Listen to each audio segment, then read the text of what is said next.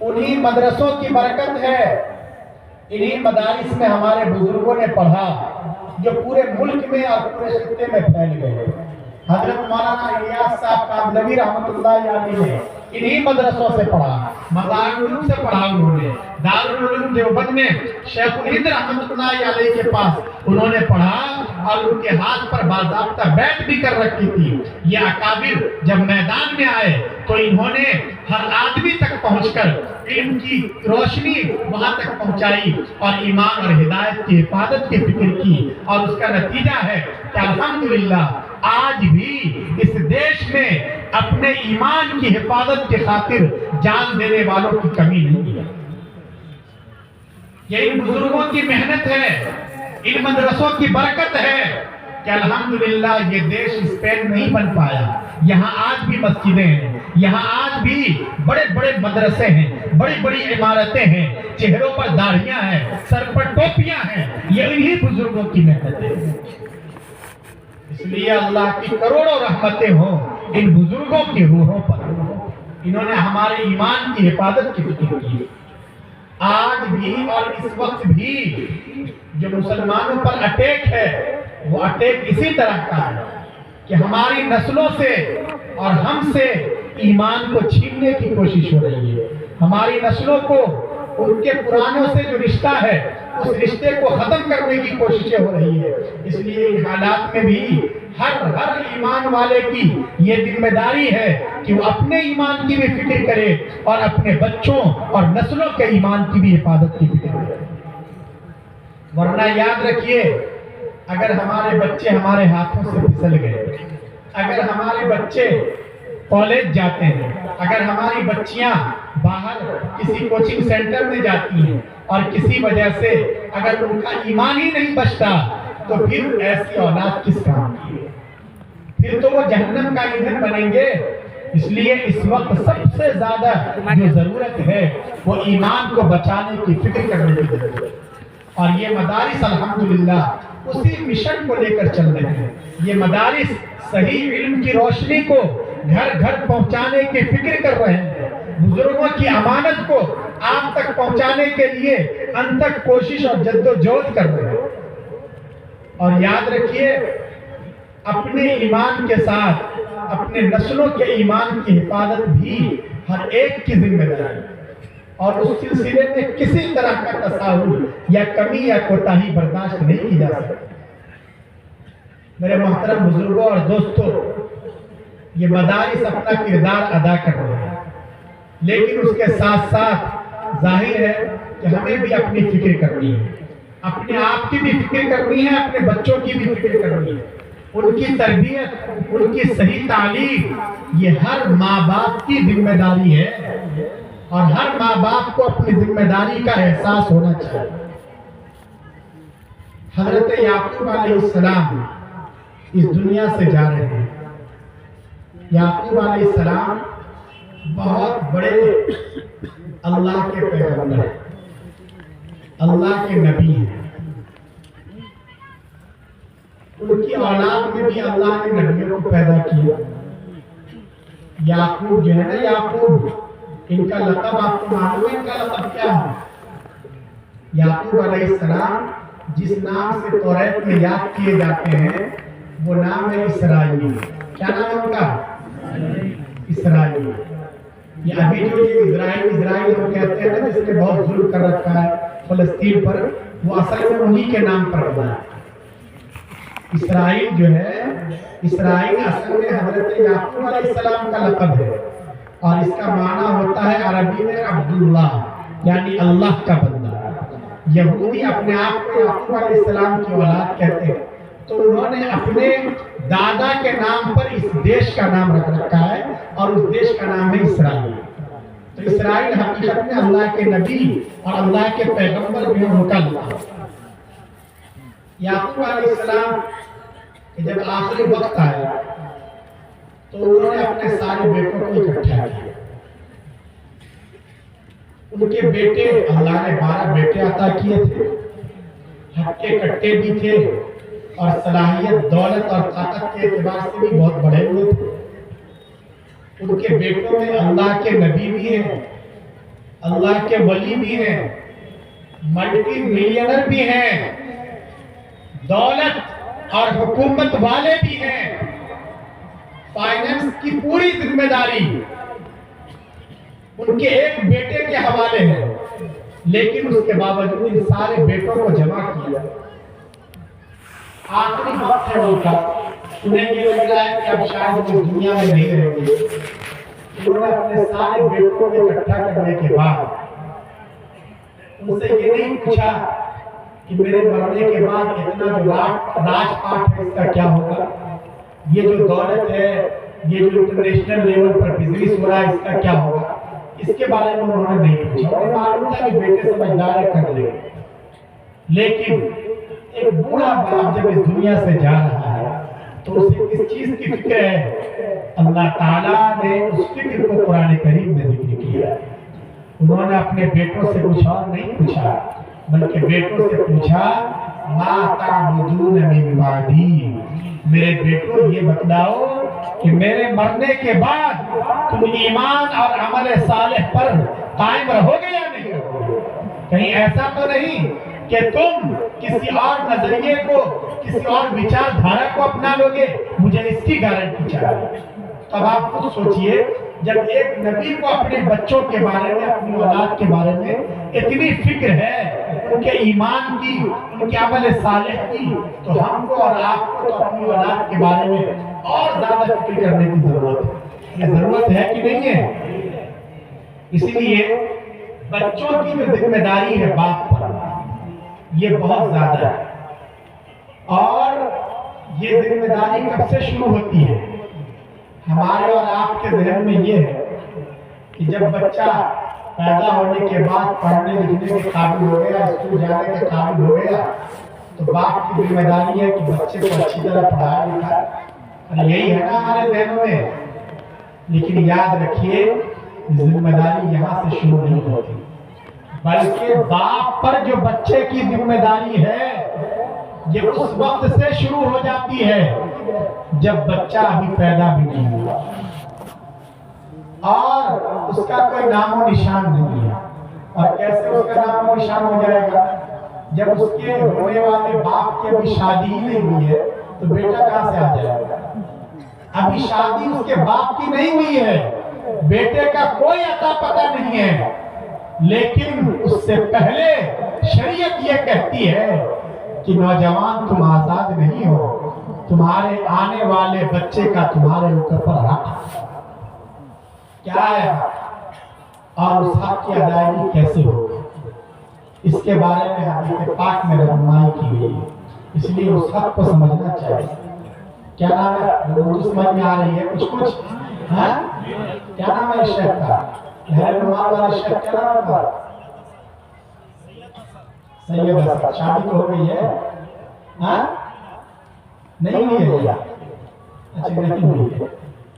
یہ جو ہمارے سید اسد صاحب ہیں ماشاءاللہ جوان ہو گئے، اب بہت جلد ان کے رشتے آنے شروع ہو جائیں گے، تو رشتہ اگر آنے لگے تو یہ اسد میاں آزاد نہیں ہے، یا ان کے ماں باپ یا ان کے دادا کہ جہاں چاہے وہاں نکاح کر لے، نہیں، بلکہ حدیث پاک میں بتایا گیا ہے کہ دیکھو اسد، آئندہ اللہ تبارک و تعالی تمہیں جو اولاد عطا کریں گے، تمہیں جو بیٹا عطا کریں گے، تمہیں جو بیٹی عطا کریں گے، ان کا تمہارے اوپر یہ حق ہے کہ تم آزاد نہیں ہو کہ جس سے جی چاہا اس کو، اس کے رشتے کو قبول کر لیا، اس کو سندیش اور پیغام بھیج دیا، نہیں، بلکہ بچے کا یہ حق ہے کہ تم اپنے لیے ایسی لڑکی کا انتخاب کرو جس میں دینداری ہو، جس میں تقویٰ ہو، جس میں اللہ کا خوف ہو، جس کی نگاہیں نیچی رہتی ہو، جو دیندار ہو۔ کیوں؟ اس لیے کہ اگر تم ایسی لڑکی کو بیوی بنا کر لاؤ گے، اگر تم ایسی لڑکی کو بہو بنا کر لاؤ گے، تو آئندہ اس کی گود میں جو بچہ جنم لے گا، اس کی گود میں جو بچہ پلے گا اور بڑھے گا، وہ بچہ شیخ عبد القادر جیلانی بنے گا، وہ خواجہ نظام الدین اولیاء بنے گا، وہ شیخ الہند بنے گا، وہ شیخ الاسلام بنے گا، وہ حضرت مولانا احمد علی باسکندی بنے گا، وہ شیخ الحدیث بنے گا۔ لیکن اگر تم ایسی لڑکی سے نکاح करते हो, जिसमें दीनदारी नहीं है, जिसमें तकवा नहीं है, जिसमें अल्लाह का खौफ नहीं है, हर वक्त उसकी उंगलियां मोबाइल के स्क्रीन पर चलती रहती हैं, वो फिल्में देखती है, वो गाने सुनती है, वो गलत किस्म के प्रोग्राम देखती है, नंगे पिक्चर देखती है, बगैर पर्दे के शॉपिंग के लिए यहाँ वहाँ घूमती रहती है, कुरान नहीं पढ़ सकती। अगर तुम ऐसी लड़की से निकाह करते हो तो उसकी कोख से जो बच्चा जन्म लेगा वो शैतान तो हो सकता है, आमतौर से अच्छा इंसान नहीं होगा। इसलिए असफर बिदाती दीनदारी को बुनियाद बनाओ। इसलिए कि तुम्हें अपने बच्चों की भी तो फिक्र करनी है। अभी से अगर दीनदारी को बुनियाद बनाओगे तो औलाद में भी दीनदारी है। लेकिन हमारे यहाँ क्या होता है, हमारे यहाँ सबसे ज्यादा बेलगाम और अनकंट्रोल जो होते हैं हमारे नौजवान, वो शादी के मौके पर ही होते हैं। किसी और मौके पर तो जरा शरीयत का लिहाज भी कर लेते हैं।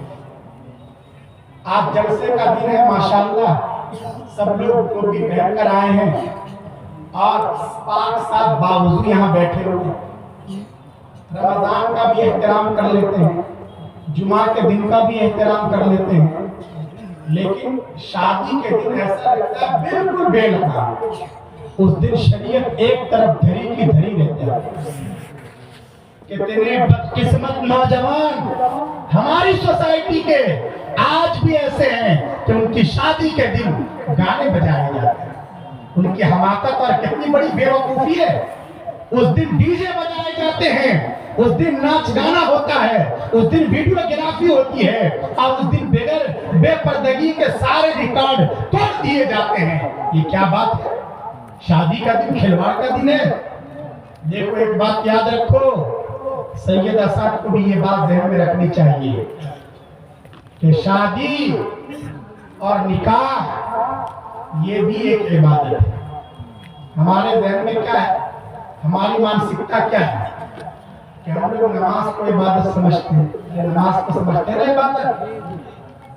50 साल से नमाज पढ़ रहे हैं, लेकिन ज़ोहर की नमाज छूट गई थी, तीसरी रकात में सूरह फातिहा के साथ भूल से कोई सूरत मिला तो हम फौरन क्या करते हैं, फोन करते हैं, हजरत शेख को फोन करते हैं, मुफ्ती हुसैन साहब को, मुफ्ती नूर साहब को फोन करते हैं कि हजरत ये बताइए कि सजदे साहब तो वाजिब नहीं हुआ। पूछते हैं कि नहीं पूछते हैं? नमाज का मसला पूछते हैं ना। रोजे का दिन है, रमजान का महीना है, बुखार आ गया, डॉक्टर ने कहा कि आपका ब्लड चेक किया जाएगा, खून की जांच होगी। हम फौरन मुफ्ती साहब को फोन लगाते हैं और पूछते हैं कि ये बताइए कि डॉक्टर अगर ब्लड लेगा, खून लेगा तो इससे रोजे पे तो कोई असर नहीं पड़ेगा? मुफ्ती साहब बताते हैं कि इससे रोजा वोजा नहीं टूटता, तुम खून की जांच कर सकते हो। ये बतलाते हैं ना। क्यों पूछते हैं ये? इसलिए कि हम नमाज को दीन समझते हैं, रोजे को दीन समझते हैं, इबादत का हिस्सा समझते हैं। इतना बड़ा मजमा यहाँ से वहां तक बैठा हुआ है, इस मजमे में कोई एक आदमी खड़ा हो जाए जिसने घर में होने वाली शादी से पहले मुफ्ती साहब को फोन किया हो कि मुफ्ती साहब ये बतलाइए कि आप हमें नमाज का तरीका तो बतलाते हैं, रोजे का तरीका बतलाते हैं, शादी कैसे करनी चाहिए, इसका तो आप तरीका बताइए।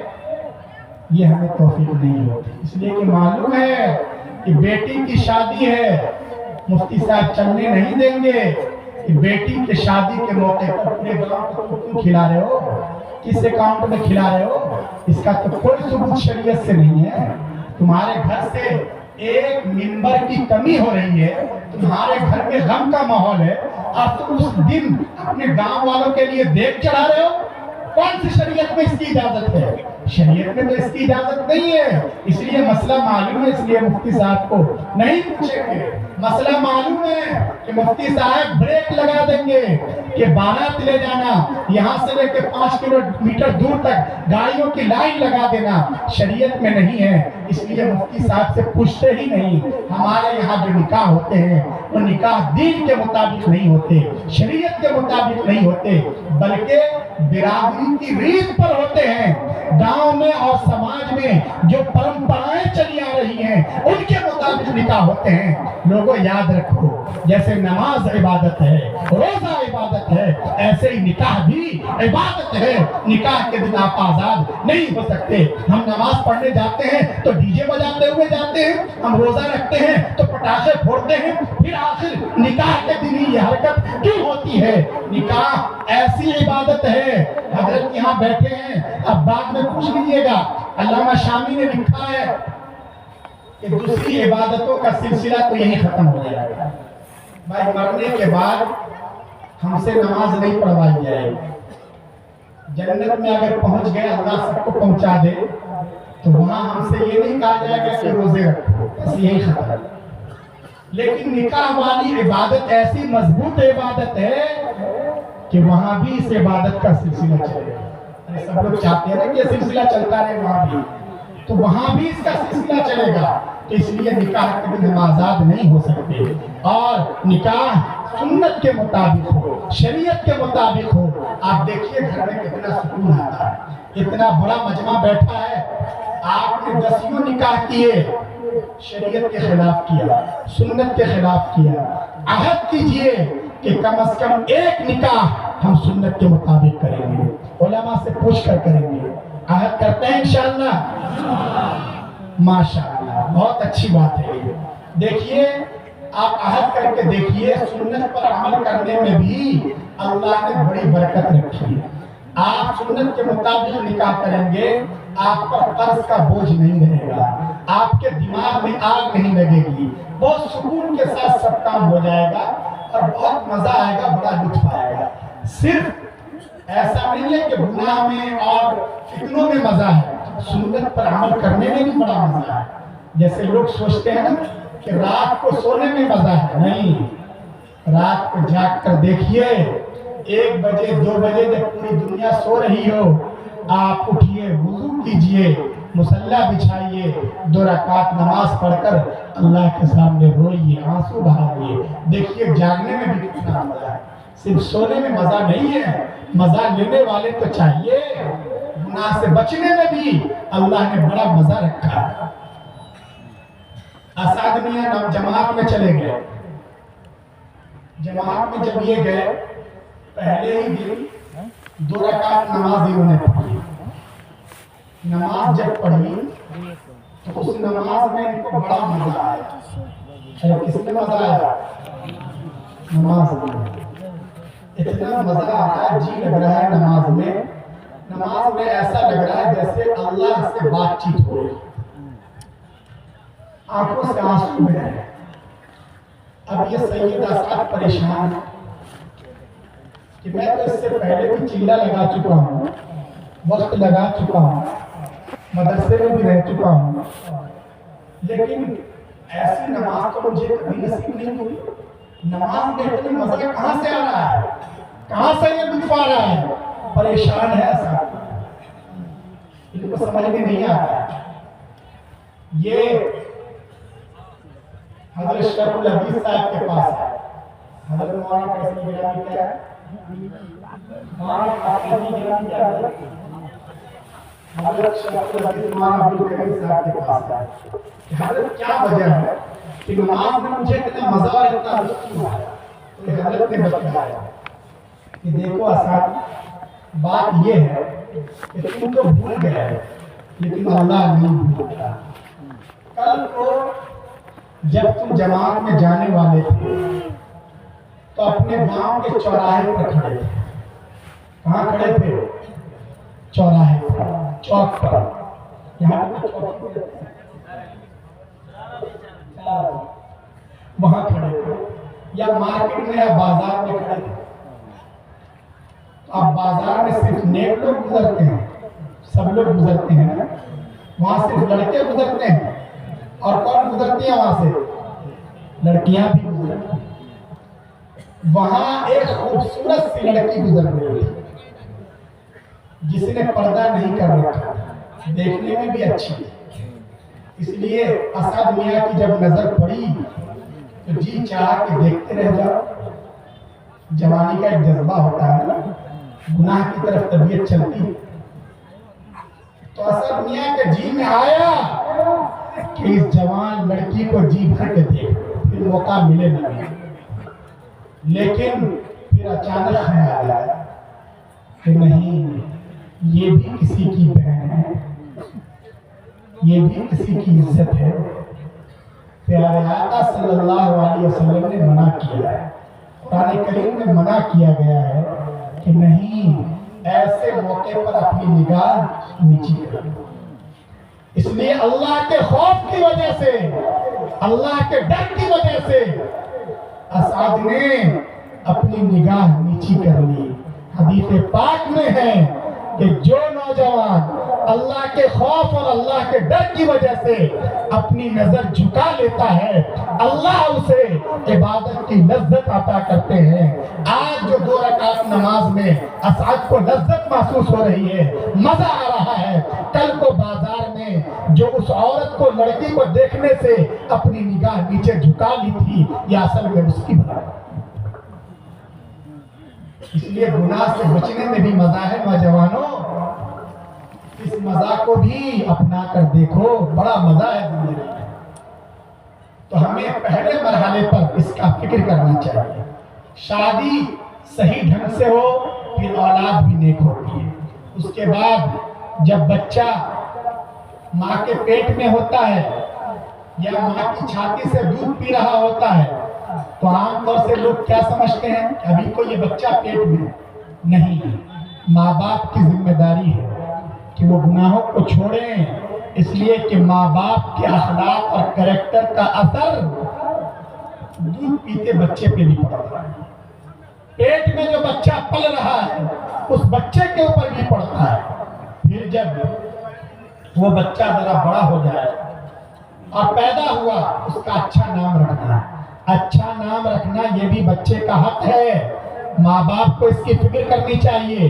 یہ نہیں کہ گوگل میں جا کے سرچ کیا اور الٹا سیدھا کچھ بھی نام رکھ دیا کہ یہ پہلی مرتبہ سننے میں آیا، بہت اچھا نام لگ رہا ہے، چاہے اس کا معنی کچھ بھی ہو۔ ایسا نہیں، آپ اپنے بزرگوں سے پوچھئے، علماء کرام سے پوچھئے، نام کا بھی بہت زیادہ اثر پڑتا ہے، اور آپ پر بچے کا ادھیکار ہے، یہ اس کے رائٹس میں سے ہے کہ آپ اس کو اچھا نام دیں۔ پھر جب بچہ بولنے کے قابل ہو جائے، آپ اسے کلمہ سکھلائیں گے تاکہ اپنی توتلی زبان سے ایک اللہ کی گواہی دے، پیارے آقا صلی اللہ علیہ وسلم کی رسالت کا اعلان کرے۔ پھر جب وہ پڑھنے لکھنے کے قابل ہو جائے، تب ماں باپ کی ذمہ داری ہے کہ بچوں کو اخلاق سکھنا ہے، بچوں کو دین سکھنا ہے، بچوں کو مرنے کے بعد والی زندگی کے بارے میں بتانا ہے۔ قبر میں کیا کوسچن ہوگا، اس کے آنسر کیا ہے، وہ ابھی سے بتانا ہے۔ ورنہ یاد رکھیے، اگر آپ نے اپنے بچوں کو اچھے اسٹینڈرڈ کے کسی انگلش میڈیم میں ایڈمیشن کرا دیا، بچے کو ڈاکٹر بنا دیا، لائر بنا دیا، حالانکہ ہمیں اس کی بھی ضرورت ہے، ہم اس کی مخالفت نہیں کر رہے ہیں۔ کیوں؟ اس لیے کہ ہماری قوم کو جس طرح اچھے حافظوں کی ضرورت ہے، اچھے قاریوں کی ضرورت ہے، اچھے عالموں کی ضرورت ہے، اچھے مفتیوں کی ضرورت ہے، اسی طرح ہماری قوم کو اچھے ڈاکٹرز کی ضرورت ہے، اچھے انجینئرز کی ضرورت ہے، اچھے ڈگری ہولڈرز کی ضرورت ہے۔ لیکن ہم جو بات آپ سے کہنا چاہتے ہیں وہ یہ کہ آپ اپنے بچے کو کچھ بھی بنائیں، کچھ بھی پڑھائیں، بڑے سے بڑے عہدے پر پہنچا دیں، لیکن اس کے دل میں اور دماغ میں یہ بات بٹھا دیں کہ وہ پہلے اور آخری نمبر پر صرف اور صرف محمد عربی صلی اللہ علیہ وسلم کا غلام ہے، اور یہی اس کی سب سے بڑی پہچان ہے۔ اپنے بچوں کے ایمان کی فکر کریں، ورنہ یاد رکھیے، اگر ہم نے اپنے بچوں کو یہ نہیں بتایا، کل کو اگر بچہ بگڑتا ہے، وہ بڑے عہدے پر پہنچ گیا، منتری سنتری بن گیا، لیکن چونکہ ہم نے اس کو قرآن نہیں سکھلایا، ہم نے اس کو اخلاق نہیں سکھلایا، ہم نے اسے آخرت کے بارے میں نہیں بتلایا، کل کو اگر وہ کھڑے ہو کر پیشاب کرتا ہے، اگر وہ سوریہ نمسکار کرتا ہے، اگر وہ بھارت کی وندنا کرتا ہے، اگر وہ کفر کرتا ہے، اگر وہ شرک کرتا ہے، اگر وہ پاپ کرتا ہے، تو یاد رکھیے وہ تنہا ہرگز जहन्नम में नहीं जाएगा, बल्कि अपने साथ अपने प्यारे माँ बाप को भी घिसेट कर ले जाएगा, क्योंकि जितना बड़ा पापी वो है, उससे बड़े मुजरिम उसके बाप हैं, उसके दादा हैं, उसके गार्जियन हैं, उसके चचा हैं। उन्हें बतलाना चाहिए था कि बेटे हम मुसलमान हैं, हम एक अल्लाह के अलावा दुनिया की किसी शक्ति के आगे, किसी दरख्त के आगे, किसी समंदर के आगे, किसी दरिया के आगे, किसी सूरज के आगे, किसी देश के आगे हम अपना सर नहीं झुका सकते। ये बताना चाहिए था, क्यों नहीं बतलाया? अगर वो मुजरिम है तो उसके साथ उसके माँ बाप भी मुजरिम है, उसके दादा भी मुजरिम है, उसके मामू भी मुजरिम है, उसके चचा भी मुजरिम है। इसलिए उस दिन के आने से पहले पहले लोगों अपनी जिम्मेदारी का एहसास करो। मदरसे हमारी तरफ से जिम्मेदारी को अंजाम दे रहे हैं, लेकिन हमें भी अपनी जिम्मेदारियों का एहसास होना चाहिए ताकि हमारा बच्चा अच्छा इंसान बने। मदरसों में जो बच्चे हमारे पास आते हैं, हम उन बच्चों को दीन सिखलाते हैं, हम उन बच्चों को अखलाक सिखलाते हैं, हम उन बच्चों को देश का अच्छा नागरिक बनाने की कोशिश करते हैं। इसलिए मदरसे में पढ़ने वाले, यहाँ पलने वाले, यहाँ से निकलने वाले समाज सेवा में हमेशा आगे आगे रहते हैं। कहीं जलजला आ जाए, कहीं कोई आफत आ जाए, कहीं सैलाब आ जाए, कहीं कोई मुसीबत आ जाए, कोई पहुंचे ना पहुंचे, लेकिन ये बोरिया पर बैठने वाले ये उलमा और ये जमीयत के लोग, ये हमारे मदरसों के जिम्मेदारान जो कुछ दिन के पास है उसको लेकर जरूर पहुंच जाएंगे। वो आपकी लड़ाई लड़ते हैं, वो आपका मुकदमा लड़ते हैं, वो खुद भूखे रहेंगे, लेकिन कोशिश करेंगे कि आपके आंसू कम से कम अगर वो पोंछ सकते हैं तो जरूर पोंछें। ये तालीम कौन इनको दे रहा है? ये मदरसों की बरकत है, मदरसों में ये तालीम दी जाती है। इसलिए मदरसों में पढ़ने वाले जो हमारे बच्चे हैं, ये प्रशासन पर कभी बोझ नहीं बनते, ये इंतजामिया के लिए, देश के लिए कभी कोई मसाइल नहीं पैदा करते, बल्कि देश के विकास के लिए, देश की तरक्की के लिए हमेशा अपना योगदान देते हैं। हम इन बच्चों को अखलाक सिखलाते हैं। हमारे पास जो छोटे छोटे बच्चे आप भेजते हैं, हम उनको पहले दिन से ये बतलाते हैं कि देखो अपने बड़ों का रिस्पेक्ट करो, माँ बाप का एहतराम करो। याद रखो बच्चों, माँ बाप का एहतराम सबसे ज्यादा जरूरी है। मदरसों में यही तो सिखलाया जाता है। हम इन्हें बतलाते हैं कि देखो प्यारे आका सल्लल्लाहु अलैहि वसल्लम ने साफ कर दिया है, क्लियर कर दिया है कि अगर तुम नमाज पढ़ते हो, ये तुम्हारा फर्ज है, कंपल्सरी है, तुम्हें पढ़ना ही है। अगर तुम समाज की सेवा करते हो, अच्छी बात, तुम हाजी साहब कहलाते हो और लोगों में तुम्हारी खूब चलती है, लोग तुम्हें सलाम करते हैं, हुजूर हुजूर कहते हैं, बहुत अच्छी बात। लेकिन सवाल ये है कि तुम्हारा खुदा भी तुमसे राजी है कि नहीं, अल्लाह भी राजी है कि नहीं, ये पता कैसे चलेगा? इसका स्टैंडर्ड क्या है? हम अपने बच्चों को बतलाते हैं कि हदीस पाक में ये बतलाया गया है। देखो अगर तुम्हें ये देखना है कि तुम्हारा खुदा तुमसे राजी है या नहीं, तो इधर रब फिर देखो, अगर तुम्हारा बाप तुमसे राजी तो ये इस बात की दलील है कि तुम्हारा खुदा भी तुमसे राजी।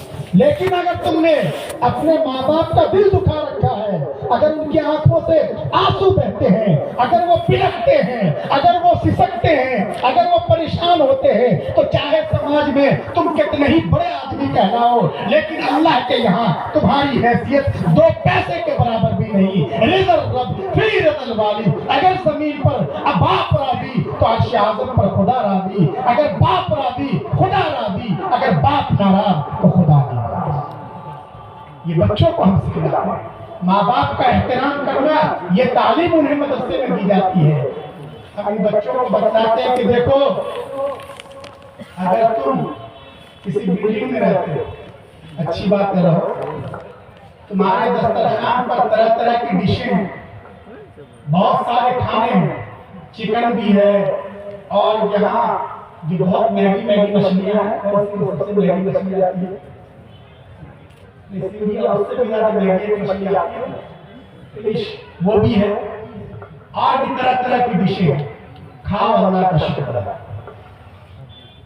लेकिन याद रखो, अगर तुम्हारे पड़ोस में रहने वाली غریب فیملی کا غریب بچہ اگر رات کو بھوکے سوتا ہے، کوئی ضروری نہیں ہے کہ وہ تمہاری جان پہچان کا، کوئی ضروری نہیں ہے کہ وہ تمہارے خطر کا، کوئی ضروری نہیں ہے کہ تمہاری برادری کا ہو، یہ بھی کوئی ضروری نہیں ہے کہ تمہارے مذہب اور دھرم سے تعلق رکھتا ہو سکتا ہے وہ کوئی شرما ہو، وہ کوئی سنگھ ہو، وہ کوئی جھا ہو، لیکن یاد رکھو اگر تم پیٹ بھر کے کھاتے ہو اور اس غریب کا بچہ بھوک کی وجہ سے بلکتا ہے تو تم سب کچھ ہو سکتے ہو لیکن تم ایمان والے نہیں ہو سکتے۔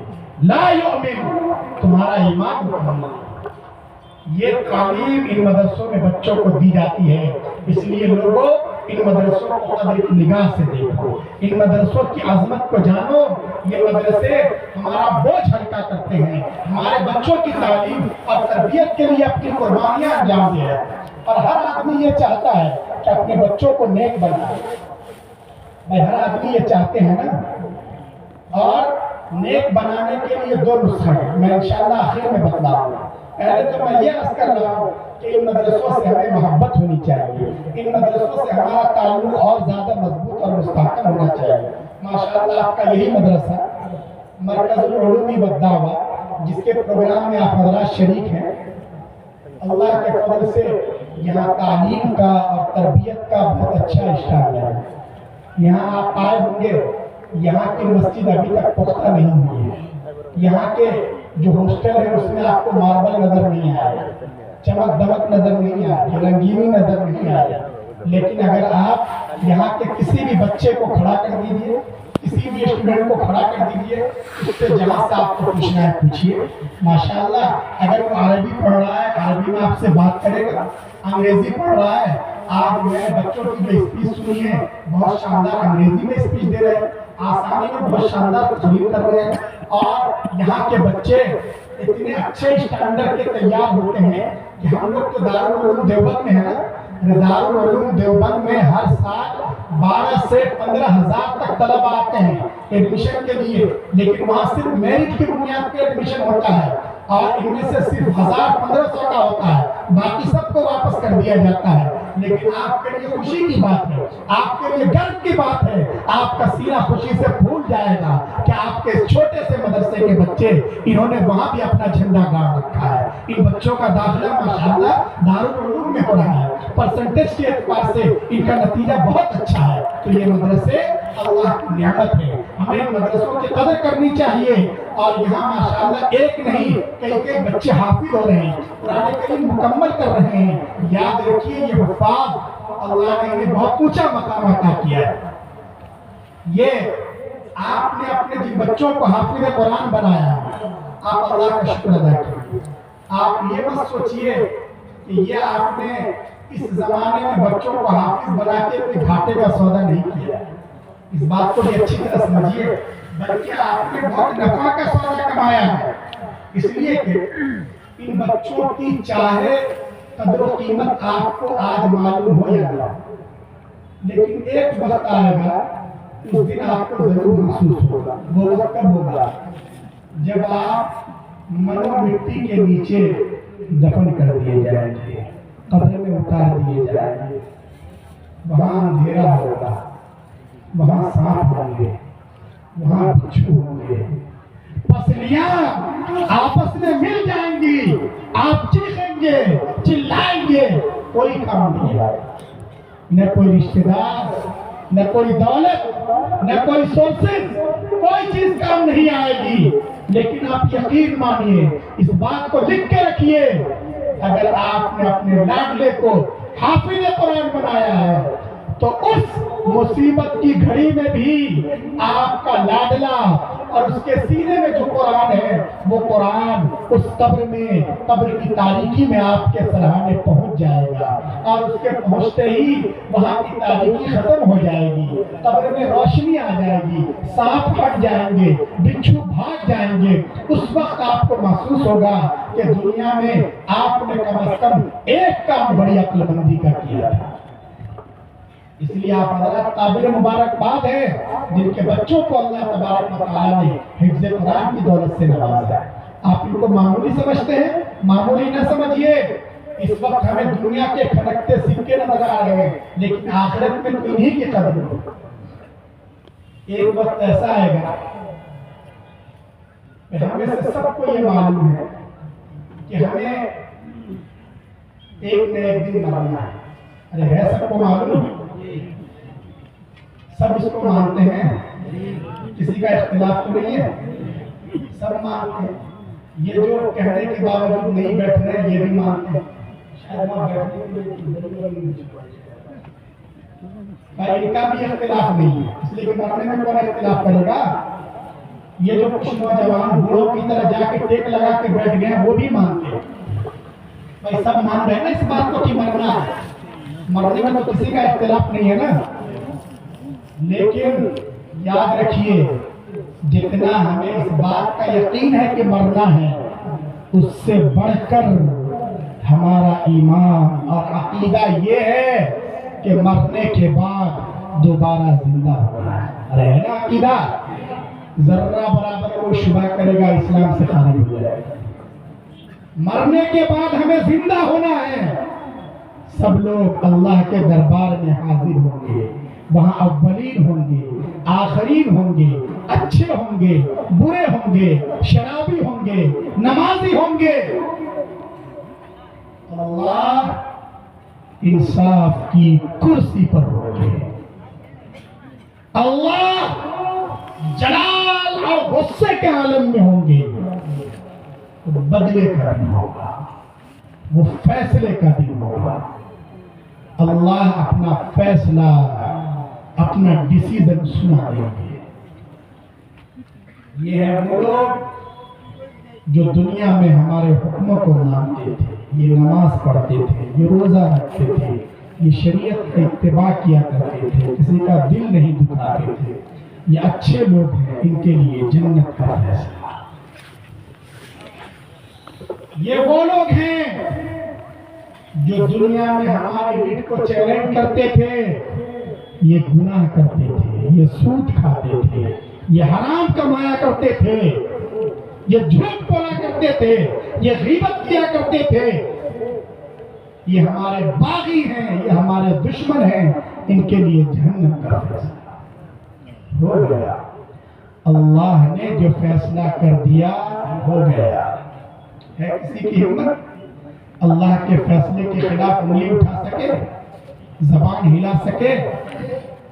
किसी की हिम्मत नहीं है ना। ये जब सिफारिश का सिलसिला शुरू होगा तो वहां मल्टी मिलियनर होंगे, मंत्री जी होंगे, गांव के चौधरी जी भी होंगे, जमीन जायदाद वाले होंगे, ताल्लुकात वाले होंगे, प्रधान जी होंगे, लेकिन किसी की हिम्मत नहीं कि वो अपनी जबान खोल सके। लेकिन आप कुर्बान जाइए इन हुफ्फाज की आज़मत पर। कितने बच्चे हाफिज बने? कितने बच्चे हाफिज बने? 18। सबसे छोटा जो लड़का ना उसका आपने असल हुफ्फाज को हिदायत कर दिया। मुझे कोई स्टेज में बिठाना चाहिए था। अच्छा खैर, किसी का नाम बताइए।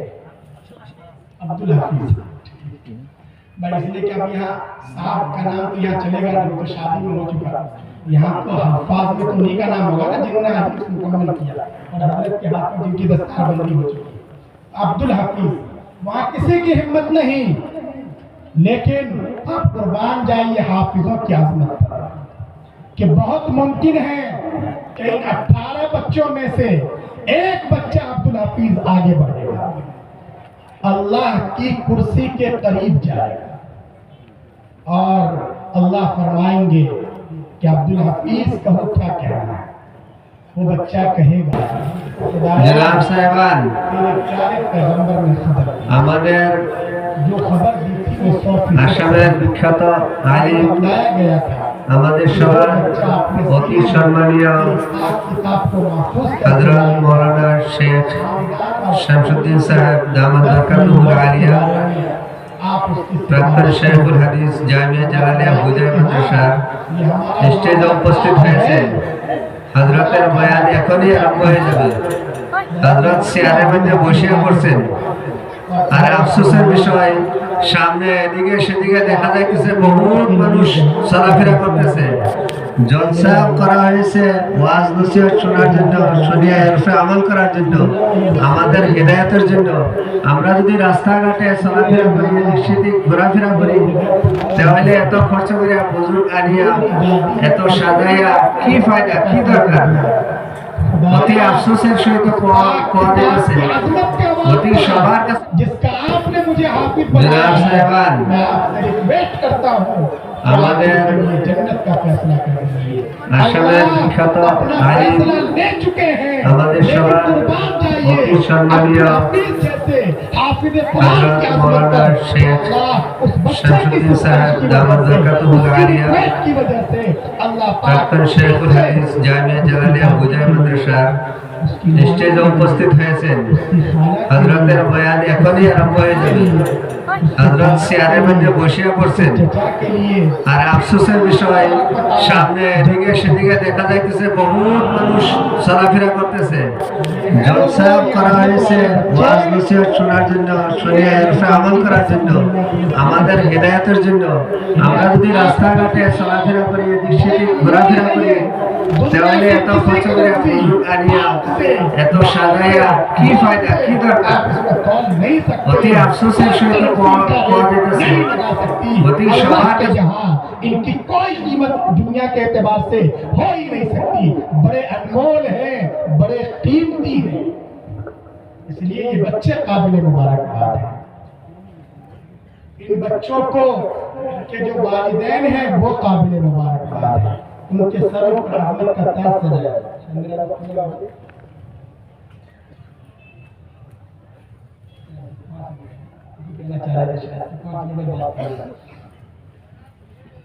इसलिए ये सब काबिल मुबारकबाद है।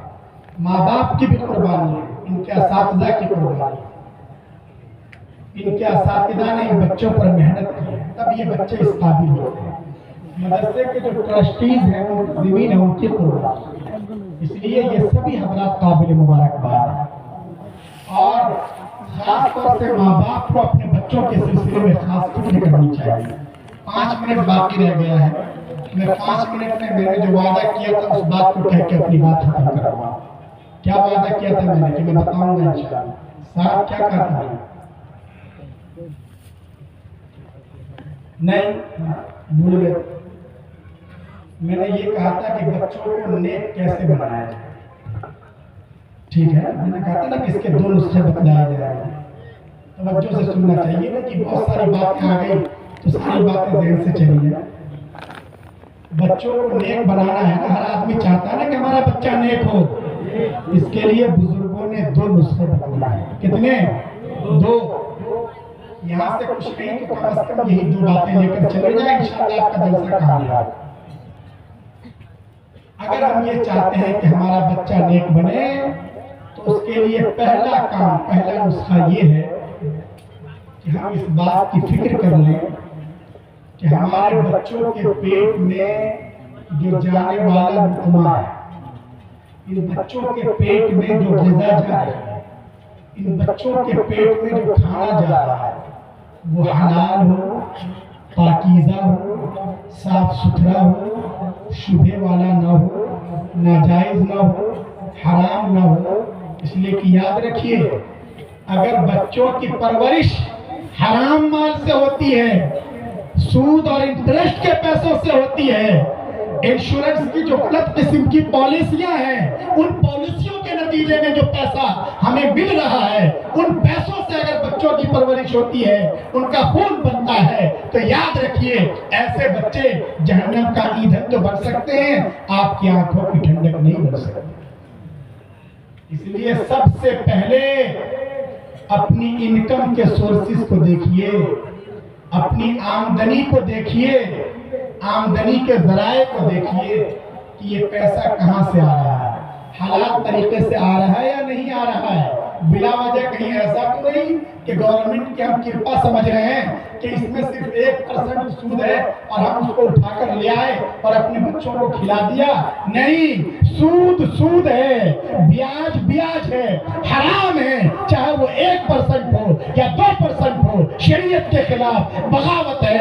अहल्लल्लाहुल बैअ व हर्रमर रिबा, अल्लाह ने कारोबार को और बिजनेस को हलाल करार दिया है। अल्लाह ने सूद को बिल्कुल बैन कर दिया है और इसकी बिल्कुल इजाजत नहीं। इसलिए सबसे पहले हमें ये देखना चाहिए कि ऐसा तो नहीं कि किसी का हक मारकर हम अपने बच्चों को खिला रहे हैं, हम अपने बच्चों को पढ़ा रहे हैं। ऐसे बच्चे बड़े होकर बुढ़ापे में फिर हमें भी इसी तरह लॉलीपॉप दिया करेंगे, हमसे भी ये इसी तरह झूठ बोला करेंगे। बम्बई में है, कलकत्ते में है, पैसा है उनके पास, अपनी बीवी के अकाउंट में पैसा डाल रहे हैं और बाप खांस रहा है और परेशान है। हर मतलब बाप को सिर्फ वादा करके दिल बहला देता है कि इस महीने भेज दूंगा, बाप इंतजार करता रहता है और उसको मिलता ही नहीं है। इसलिए कि उस बच्चे की परवरिश सही से हुई नहीं है, हलाल ग़िज़ा से नहीं हुई है। इसलिए पहले ही दिन इसकी फिक्र करनी चाहिए कि हराम माल तो इसके पेट में नहीं जा रहा है। कहीं ऐसा तो नहीं कि भाई जिस वक्त हमारे दादा का इंतकाल हुआ था तो उन्होंने कुछ प्रॉपर्टी छोड़ी थी, कुछ खेत भी छोड़ा था, कुछ बैंक में भी बैलेंस था। पहले तो लोगों के पास ज्यादा बैलेंस होता नहीं था बैंक का, वो भी था, सब कुछ था। लेकिन पूरी प्रॉपर्टी को और पूरा बैलेंस को किसने तकसीम कर लिया आपस में? हमारे अब्बा ने और हमारे चचा ने। ये उनके लिए जायज था? अरे जायज था? नहीं था जायज। क्यों? इसलिए कि हमारी एक फूफी भी तो थी। फूफी को क्या कहते हैं? फूफी को क्या कहते हैं? उनके फूफी भी तो थी, उनकी बहन तो थी। हमारी जो फूफी है वो उनकी बहन, उनका भी तो हक था। उनको हक क्यों नहीं दिया? उनको हक किसी पार्लियामेंट ने दे रखा है?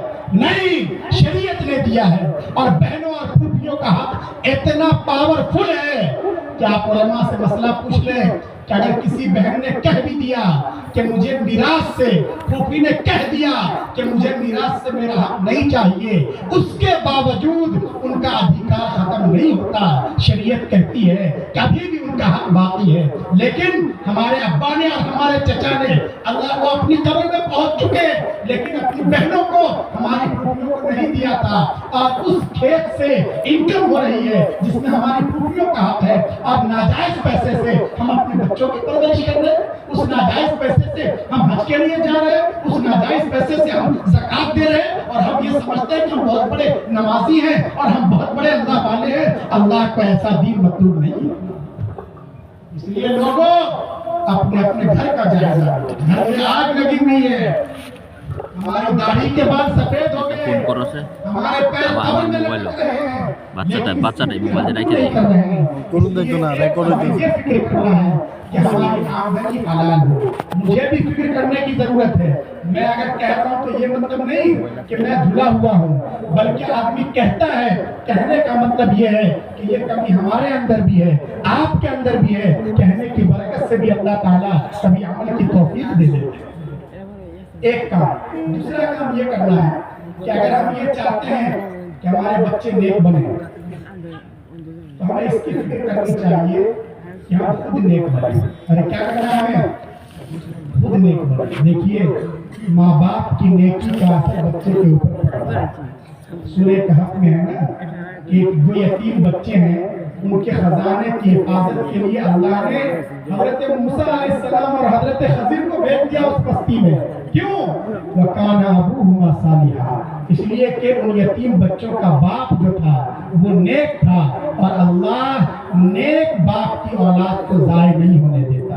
इसलिए अगर हम नेक होंगे, अगर हम अच्छे होंगे तो अल्लाह हमारे बच्चों को भी सदाबहार रखेंगे, हमारे बच्चों को भी आराम और कामयाबी अता करेंगे। लेकिन अगर हम मसलन मोबाइल पर दुनिया के काम करते हैं, अगर हम ऑनलाइन गेम खेलते देखते हैं जिसमें सूद है और जिसमें जुआ है, सट्टेबाजी है, और हम ये समझें कि हमारे बच्चों को तो पता नहीं है। ऐसा नहीं, हमारे किसी भी गुनाह का असर, हमारी किसी भी नेकी का असर हमारे बच्चों पर जरूर पड़ता है। तो इसलिए दूसरा नुस्खा ये इख्तियार करना है कि हम अगर अपने लिए न सही तो कम से कम हम अपने बच्चों के लिए नेक बन जाएं, झूठ बोलना छोड़ दें, गीबत करना छोड़ दें, किसी का हक दबाना छोड़ दें, किसी का दिल दुखाना छोड़ दें। फिर देखिए इंशाअल्लाह घर में कैसा चैन आता है, कैसा सुकून आता है। बहरहाल हम सबको ये फिक्र करनी चाहिए। और आप हज़रात की फिक्र और मोहब्बत की बात है कि माशाअल्लाह आपके बच्चे हाफिज़ कुरान बन रहे हैं, आपके बच्चे आलिम दीन बन रहे हैं। आप सभी हज़रात काबिल मुबारकबाद हैं और मदरसे के लोग जो हैं वो भी काबिल मुबारकबाद हैं। और ये इस बात की दलील है